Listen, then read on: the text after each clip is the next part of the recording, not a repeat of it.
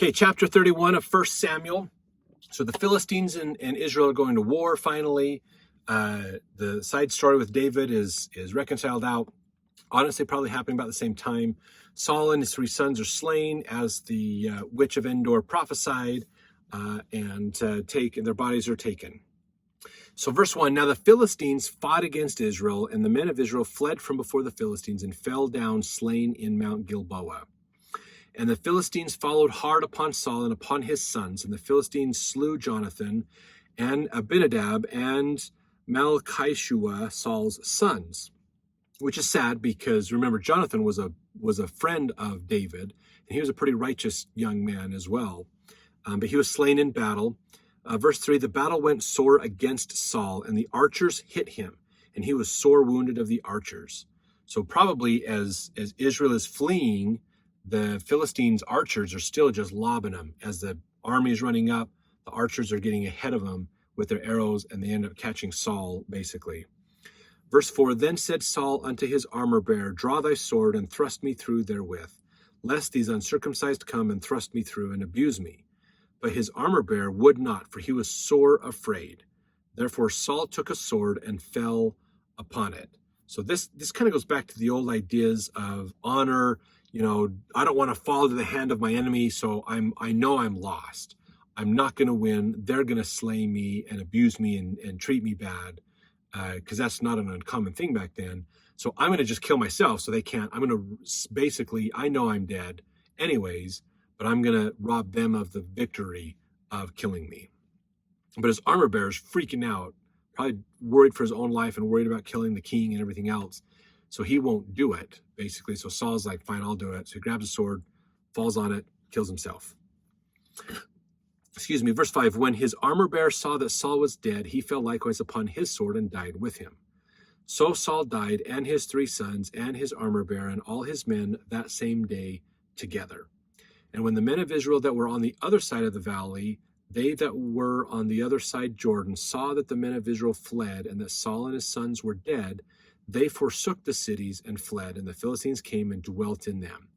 So the areas that were right there, basically, they just are like, oh crap, king and his sons are dead. Israel has lost the battle. We don't want to get slaughtered by the Philistines, so we're going to leave our city. We're going to flee and leave the city. So the Philistines show up and go, sweet, we just took over some cities. Verse 8, it came to pass on the morrow when the Philistines came to strip the slain, that they found Saul and his 3 sons fallen in Mount Gilboa. So they're going through the dead, getting jewelry, getting armor, swords, picking up all the stuff from the dead, basically, and off the battlefield, and they find Saul and his 3 sons. Verse 9, and they cut off his head and stripped off his armor and sent into the land of the Philistines round about, to publish it in the house of their idols and among the people. And they put his armor in the house of Ashtaroth, and they fastened his body to the wall of Bethshan. And when the inhabitants of Jabesh Gilead heard of that which the Philistines had done to Saul, all the valiant men arose and went all night and took the body of Saul and the bodies of his sons from the wall of Bethshan, and came to Jabesh and burnt them there. And they took their bones and buried them under a tree at Jabesh and fasted 7 days. So the Philistines, this is not an uncommon thing to attribute the victory to their God.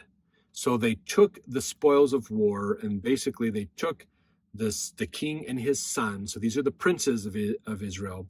These are our enemies that we have defeated. We're going to bring him in. We're going to lay him in front of, basically set him up in front of the idols of our God, Ashtaroth, which is an idol that they had, and basically to prove that Ashtaroth is mightier than Israel, and kind of give obeisance back to Ashtaroth for helping the Philistines in their battle. It's interesting because idol worship is such a subjective thing, because if they won, Ashtaroth helped them. If they lost, Ashtaroth did not help them. But why? It's hard to understand, that there's not a full logical pattern in there, basically. Which with God, there is one, because if he helps you, you won, great. If he didn't help you, it's because you were the one that did wicked. And he couldn't help you because you tied his hands, basically. So it's very more logical, straightforward. They didn't understand it back then. So, anyways, Saul is gone. Israel has no king.